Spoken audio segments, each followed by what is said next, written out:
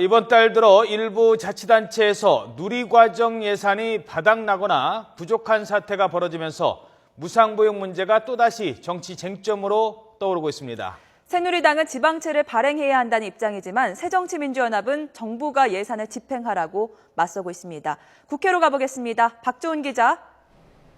네, 국회입니다. 자, 벌써부터 4월 보육대란 얘기까지 나오고 있는데요. 여야의 해법 어떤 것입니까? 네, 당장 예산을 투입하지 않으면 만 3살에서 5살까지 보육료를 지원하는 누리과정을 중단할 수밖에 없다. 이런 여야의 입장은 같습니다. 하지만 이 해법이 전혀 다른데요. 광주광역시가 이미 예산이 바닥을 드러냈고요. 서울과 인천 등 여러 자치단체들도 이번 달까지만 예산이 배정돼 있습니다. 당장 다음 달부터가 더 큰 문제인데요. 새누리당은 지방채 발행으로 다시 말해 지방정부가 부담을 나눠지는 방식으로 해결하자는 주장입니다. 특히 지난 연말 여야가 지방채 발행을 위한 지방재정법 처리에 합의했다면서 이 합의를 지켜 4월 국회에서 법안을 처리하자고 야당에 요구했습니다. 야당이 누리과정 예산을 정치 공세에 이용하고 있다고도 지적했습니다. 하지만 새정치민주연합은 이 누리과정 예산은 대통령의 공약사항이기 때문에 중앙정부의 예산을 투입해야 한다는 입장입니다.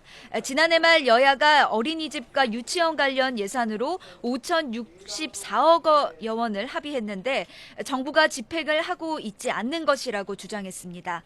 우윤근 원내대표는 교육부에 누리과정 차질이 없도록 예산을 우선 배정해 줄 것을 요청했는데도 기재부가 예산 배정 시점을 밝히지 않고 있다고 비판했습니다. 네, 이번에는 인사청문회 얘기를 좀 나눠보죠. 임종용 금융위원장 청문회가 열리고 있죠. 네, 국회 정무위원회가 임종용 금융위원장에 대한 인사청문회를 진행하고 있습니다.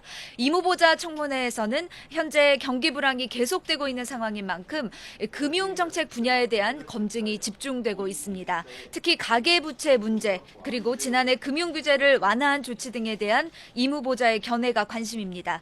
조금 전 모두 발언에서는요, 가계부채가 시스템 리스크에 이를 정도의 위기 상황은 아니라면서 가장 큰 현안이라고 여기고 위험 요인을 철저히 관리하겠다고 밝혔습니다.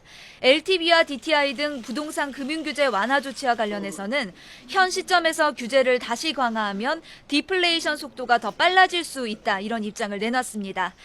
또 오늘 청문회에서는 위장 전입과 다운 계약서 작성 의혹 등 도덕성 검증도 진행될 예정입니다. 유기준 해양수산부 장관 후보자와 유일호 국토교통부 장관 후보자, 어제 10개월 장관직 논란 등을 중심으로 청문회가 이루어졌습니다. 유기준 후보자는 어제 청문회가 끝난 뒤 바로 청문 경과 보고서가 채택됐습니다. 유일호 후보자도 이르면 오늘 청문 보고서가 채택될 예정입니다. 지금까지 국회에서 YTN 박조은입니다.